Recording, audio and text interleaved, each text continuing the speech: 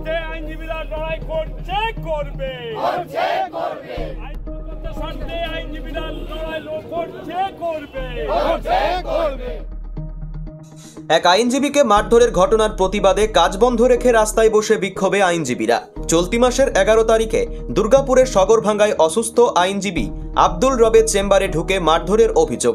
এই ঘটনায় স্থানীয় কোকোভ্যান থানায় অভিযোগ দায়ের করা হলে পুলিশ কোনো ব্যবস্থা নেয়নি। অভিযুক্তরা বহাল তবিয়তে ঘুরে বেড়াচ্ছে, এমনই অভিযোগ তোলেন আইনজীবীরা। কর্মবিরতির ডাক দিয়ে বিক্ষোভ চলে। যতক্ষণ না পর্যন্ত অভিযুক্তরা গ্রেপ্তার হচ্ছে ততক্ষণ পর্যন্ত এই আন্দোলন চলবে বলে জানান দুর্গাপুর আদালতের আইনজীবীরা।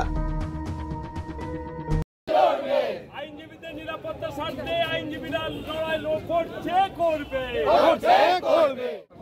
গোটা দেশ ন্যায় বিচার চাইছে, আমরা সব জায়গায় ন্যায় বিচার চাইছি, সব মানুষেরা ন্যায় বিচার চাইছে। আইনজীবীর জন্য ন্যায়কে চাইবে। আইনজীবীদের মারা হচ্ছে, আইনজীবীদের অত্যাচার করা হচ্ছে, কিন্তু কোনো বিচার করা হচ্ছে না।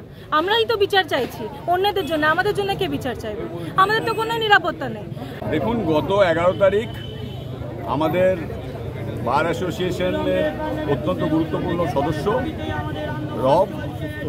আব্দুল রব, সে নিজে ব্যক্তিগতভাবে খুবই অসুস্থ এবং ক্যান্সার রোগী।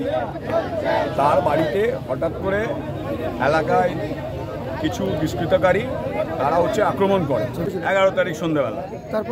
তারপর থেকে তাকে হসপিটালাইজ করা হয়। সে অসুস্থ হয়ে পড়ে, তাকে হসপিটালাইজ করা হয়, তাকে মারধর করা হয়েছিল। সে একটা ক্যান্সার আক্রান্ত রোগী, তাকে মারধর করার ফলে সে আবার অসুস্থ হয়ে পড়ে। তাকে হসপিটালে তাকে পাঠানো হয়, সেখানে তাকে রাখা হয় এবং তারপর আমাদের যারা সিনিয়র আইনজীবী আছেন তারা এই বিষয়টার ওপর কোকোভ্যান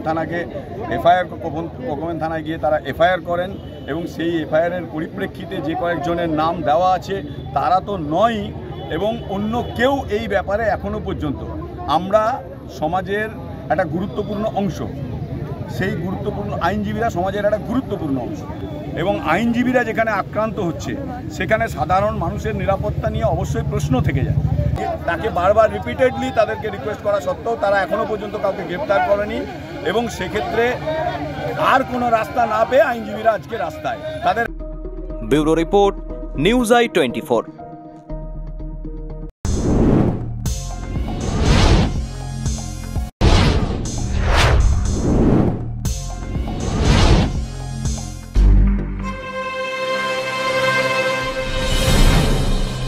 জেলার সমস্যা হোক বা খুশির খবর, শহরের হাহাকার থেকে আপনার ব্যথা, জেলার গর্ব হোক কিংবা জেলার মেধা, গ্রামের অজানা গলি থেকে শহরের ব্যস্ত এলাকা, সব জায়গার খবরের ওপর রয়েছে নিউজ আই 24 ডিজিটালের নজর। News I 24 digital.